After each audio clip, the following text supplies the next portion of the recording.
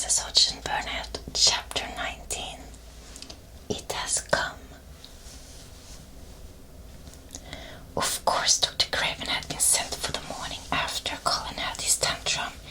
He was always sent for at once when such a thing occurred, and he always found, when he arrived, a white, shaken boy lying on his bed, sulky and still so hysterical that he was ready to break into fresh sobbing at the least word. In fact, Dr. Craven dreaded and detested the difficulty of these visits. On this occasion he was away from Misselthwaite Manor until afternoon. "How is he?" he asked Mrs. Medlock rather irritably when he arrived. "He will break a blood vessel in one of those fits some day. The boy is half insane with hysteria and self-indulgence." "Well, sir," answered Mrs. Medlock, "you will scarcely believe your eyes when you see him. That plain, sour-faced child, that's almost as bad as himself, had just bewitched him. How she has done it, there's no telling. The Lord knows she is nothing to look at, and you scarcely ever hear her speak. But she did what none of us dared to do. She just flew at him like a little cat last night, and stamped her feet and ordered him to stop screaming, and somehow she startled him so that he actually did stop. And this afternoon we'll just come up and see, sir. It is past crediting." The scene which Dr. Craven beheld when he entered his patient's room was indeed rather astonishing to him. As Mrs. Medlock opened the door, he heard laughing and chattering. Colin was on his sofa in his dressing gown, and he was sitting up quite straight, looking at a picture in one of the garden books, and talking to the plain child who, at that moment, could scarcely be called plain at all because her face was so glowing with enjoyment. "Those long spears of blue ones will have a lot of those," Colin was announcing. "They are called delphiniums. Dickens says they are larkspurs made big and grand," cried Mistress Mary. "There are clumps there already." Then they saw Dr. Craven and stopped. Mary became quite still, and Colin looked fretful. "I am sorry to hear you were ill last night, my boy," Dr. Craven said, a trifle nervously. He was rather a nervous man. "I'm better now, much better," Colin answered, rather like a raya. "I'm going out in my chair in a day or two, if it is fine. I want some fresh air." Dr. Craven sat down by him and felt his pulse and looked at him curiously. "It must be a very fine day," he said, "and you must be very careful not to tire yourself." "Fresh air won't tire me," said the young raya, as there had been occasions when this same young gentleman had shrieked aloud with rage and had insisted that fresh air would give him cold and kill him. It is not to be wondered at that his doctor felt somewhat startled. "I thought you did not like fresh air," he said. "I don't when I am by myself," replied the raya, "but my cousin is going out with me." "And the nurse, of course," suggested Dr. Craven. "No, I will not have this. No, I will not have the nurse," so magnificently that Mary could not help remembering how the young native prince had looked with his diamonds and emeralds and pearls stuck all over him, and the great rubies on the small dark hand he had waved to command his servants to approach with salams and receive his orders. "My cousin knows how to take care of me. I am always better when she is with me. She made me better last night. A very strong boy I knew will push my carriage." Dr. Craven felt rather alarmed. If this tiresome, hysterical boy should chance to get well, he himself would lose all chance of inheriting Misselthwaite. But he was not an unscrupulous man.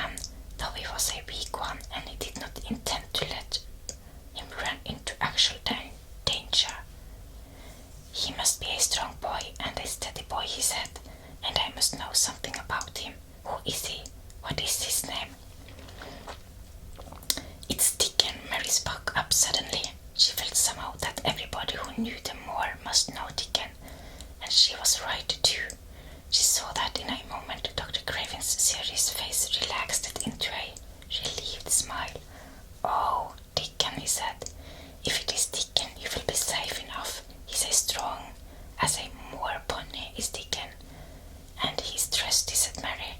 He is the trusted lad in Yorkshire. She had been talking Yorkshire to Colin and she forgot herself. Did Dickon teach you that? Asked Dr. Craven, laughing outright. I am learning it as if it was French, said Mary rather coldly. It's like a native dialect in India. Very clever people try to learn them. I like it, and so does Colin. Well, he said, if it amuses you, perhaps it won't do you any harm.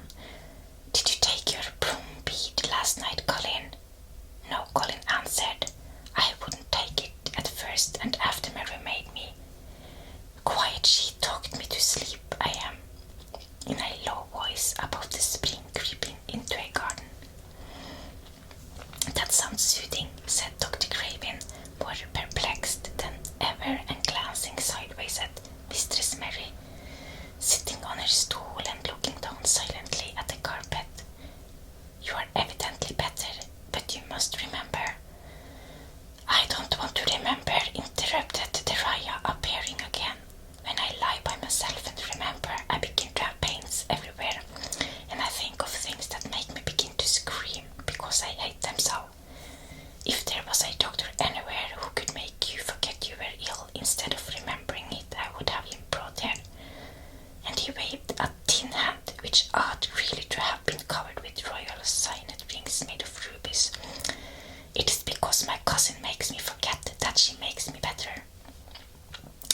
Dr. Craven had never made such a short stay after a tantrum. Usually he was obliged to remain a very long time and do a great many things. This afternoon he did not give any medicine or leave any new orders, and he was spared any disagreeable scenes. When he went downstairs he looked very thoughtful, and when he talked to Mrs. Medlock in the library she felt that he was a much puzzled man. Well, sir, she ventured, could you have believed it? It is certainly a new state of affairs, said the doctor, and there is no denying it is better than the old one. I believe Susan Sowerby's right. I do that, said Mrs. Medlock. I stopped in her cottage on my way to Thwaite yesterday and had a bit of talk with her, and she says to me, well, Sarah Ann, she mayn't be a good child and she mayn't be a pretty one, but she's a child and children needs children. We went to school together, Susan Sowerby and me. She's the best sick nurse I know, said Dr. Craven. When I find her in a cottage, I know the chances are that I shall save my patient. Mrs. Medlock smiled. She was fond of Susan Sowerby. She has got away with her, has Susan, she went on quite volubly. I've been thinking all morning of one thing she said yesterday. She says, once when I was giving the children a bit of a preach after they'd been fighting, I ceased to them all. When I was at school, my geography told that the world was shaped like an orange, and I found out before I was 10 that the whole orange doesn't belong to nobody. No one owns more than his bit of a quarter, and there's time it seems like there's no enough quarters to go around. But don't you, none of you think as you own the whole orange, or you'll find out you're mistaken and you won't find it out without hard knocks. What children learns from children, she says, is that there's no sense in grabbing at the whole orange peel and all. If you do, you'll likely not get even the pips, and them's too bitter to eat. She's a shrewd woman, said Dr. Craven, putting on his coat. Well, she's got a way of saying things, and Mrs. Medlock, much pleased. Sometimes I've said to her, Susan, if you was a different woman and didn't talk such broad Yorkshire, I've seen the times when I should have said you was clever. That night Colin slept without once awakening, and when he opened his eyes in the morning, he lay still and smiled without knowing it. Smiled because he felt so curiously comfortable. It was actually nice to be awake, and he turned over and stretched his limbs luxuriously. He felt as if tight strings which had held him had loosened themselves and let him go. He did not know that Dr.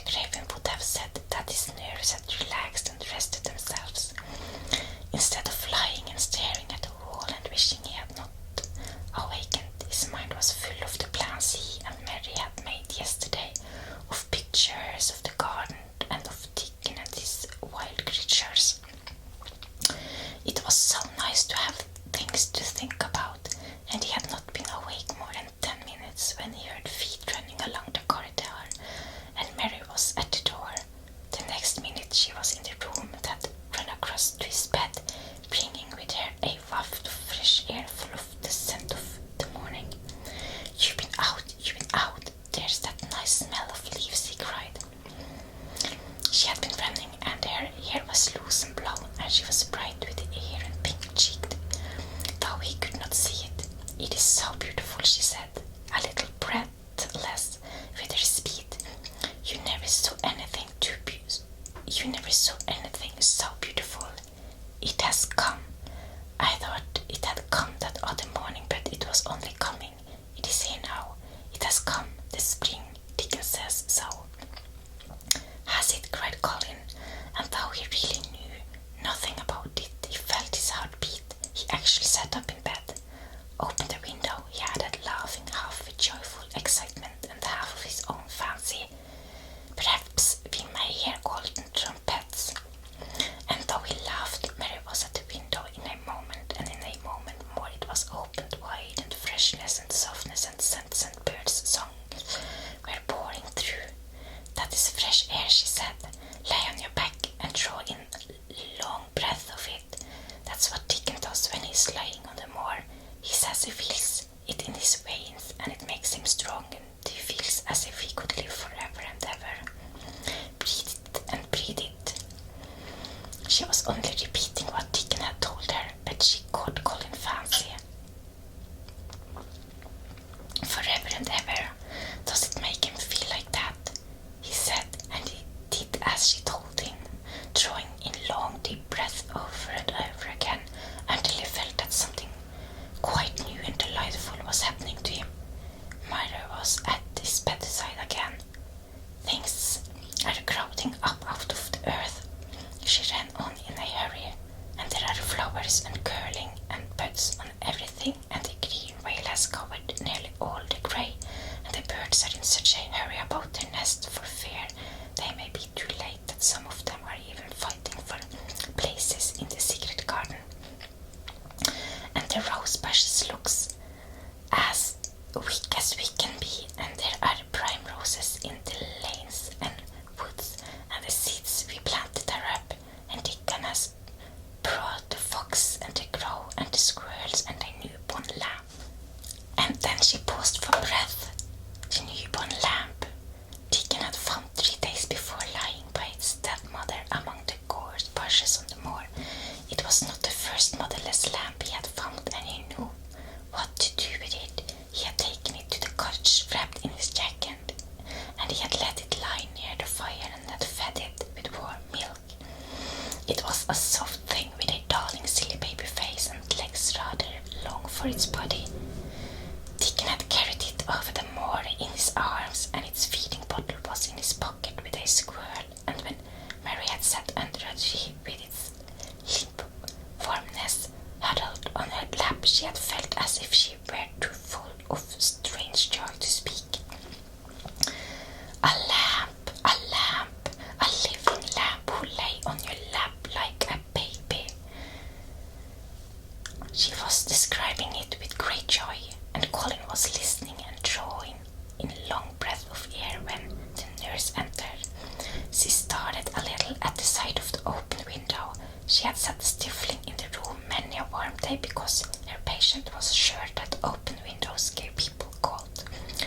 "Are you sure you are not chilly, Master Colin?" she inquired. "No," was the answer.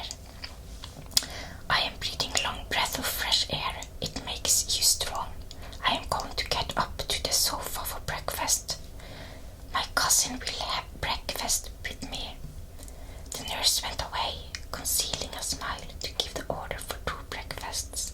She found the servants' hall a more amusing place than the invalid's chamber, and just now everybody wanted to hear the news from upstairs. There was a great deal of joking about the unpopular young recluse who, as the cook said, had found his master, and good for him. The servants' hall had been very tired of the tantrums, and the butler, who was a man with a family, had more than once expressed his opinion that the invalid would be all the better for a good hiding. When Colin was on his sofa and the breakfast for 2 was put up on the table, he made an announcement to the nurse in his most royal-like manner. "A boy and a fox and a crow and 2 squirrels and a newborn lamb are coming to see me this morning. I want them brought upstairs as soon as they come," he said. You are not to begin playing with the animals in the servants' hall and keep them there. I want them here. The nurse gave a slight gasp and tried to conceal it with a cough. Yes, sir, she answered. I tell you what you can do, added Colin, waving his hand. You can tell Martha to bring them here. The boy is Martha's brother. His name is Dickon, and he's an animal charmer. I hope the animals won't bite, Masters. I told you this was a charmer, said Colin austerely. Charmers' animals never bite. There are snake charmers in India, said Mary, and they can put their snakes' heads in their mouths. Goodness, shuddered the nurse. They ate their breakfast with the morning air pouring in upon them. Colin's breakfast was a very good one, and Mary watched him with serious interest. You will begin to get fatter just as I did, she said. I never wanted my breakfast when I was in India, and now I always want it. I wanted mine this morning, said Colin. Perhaps it was the fresh air. When do you think Dickon will come? He was not long in coming. In about 10 minutes, Mary held up her hand. Listen, she said. Did you hear a caw? Colin listened and heard it, the oddest sound in the world to hear inside a house. A horse caw. Yes, he answered. That's sooth, said Mary. Listen again. Do you hear a bleat, a tiny one? Oh yes, cried Colin, quite flushing. That's the newborn lamb, said Mary. He's coming. Dickon's small boots were thick and clumsy, and though he tried to walk quietly, they made a clumping sound as he walked through the long corridors. Mary and Colin heard him marching, until he passed through the tapestry door on the soft carpet of Colin's own passage. If you please, sir, announced Martha, opening the door. If you please, sir, here's Dickon and his creatures. Dickon came in smiling his nicest wide smile. The newborn lamb was in his arms, and the little red fox trotted by his side. Nut sat on his left shoulder and Soot on his right, and Shell's head and paws peeped out of his coat pocket. Colin slowly sat up and stared as he had stared when he first saw Mary, but this was a stare of wonder and delight. The truth was that, in spite of all he had heard, he had not in the least understood what this boy would be like, and that his fox and his crow and his squirrels and his lamb were so near to him, and his friendliness that they seemed almost to be part of himself. Colin had never talked to a boy in his life, and he was so overwhelmed by his own pleasure and curiosity that he did not even think of speaking. But Dickon did not feel the least shy or awkward. He had not felt embarrassed because the crow had not known his language and had only stared at and had not spoken to him the first time they met. Creatures were always like that until they found out about you. He walked over to Colin's sofa and put the newborn lamb quietly on his lap, and immediately the little creature turned to the warm velvet dressing gown and began to nuzzle into its fold and pat its tight curled head with soft impatience against his side. Of course no boy could have helped speaking then. What is it doing? Cried Colin. What does it want? It wants its mother, said Dickon, smiling more and more. I brought it to thee, a bit hungry, because I know thou'd like to see it feed. He knelt down by the sofa and took a feeding bottle from his pocket. Come, little Ann, he said, turning the small bull white head with a gentle brown hand. This is what it does after. Thou'll get more out of this than thou will out of silk velvet coats. There now, and he pushed the rubber tip of the bottle into the nuzzling mouth, and the lamb began to suck it with ravenous ecstasy. After that, there was no wondering what to say. By the time the lamb fell asleep, questions poured forth, and Dickon answered them all. He told them how he had found the lamb just as the sun was rising 3 mornings ago. He had been standing on the moor listening to a skylark and watching him swing higher and higher into the sky until he was only a speck in the highest of blue. A almost lost him but for his song, and I was wondering how a chap could hear it when it seemed as if he'd get out of the world in a minute, and just then I heard something else far off among the gorse bushes. It was a weak bleeding, and I knowed it was a new lamb, as was hungry, and I knowed it wouldn't be hungry if I hadn't lost its mother somehow. So I set off searching. I did have a look for it. I went in and out among the gorse bushes and round, and I always seemed to take the wrong turn. But at the last I see a bit of white by a rock on top of the moor, and I climbed up and found the little and half dead we called and climb in. While he talked, Suit flew solemnly in and out of the open window and cawed remarks about the scenery while Nut and Shell made excursions into the big trees outside and ran up and down trunks and explored branches. Captain curled up near Dickon, who sat on the hard rug from preference. They looked at the picture in the gardening books, and Dickon knew all the flowers by their country names and knew exactly which ones were already growing in the secret garden. I could not say that the name, he said, pointing to one under which was written Aquilegia, but a skull's that a Columbine and that there one. It's a snapdragon, and they both grow wild in hedges, but this is garden ones, and they are bigger and grander. There's some big clumps of Columbine in the garden. They look like a bed of blue and white butterflies fluttering when they are out. I'm going to see them, cried Colin. I am going to see them. Aye, that's the man, said Mary quite seriously, and the man had lose no time about it. And that was chapter 19 for today. Thank you so much for listening to this reading. I wish you a wonderful day or night. Take care of yourself, and goodbye.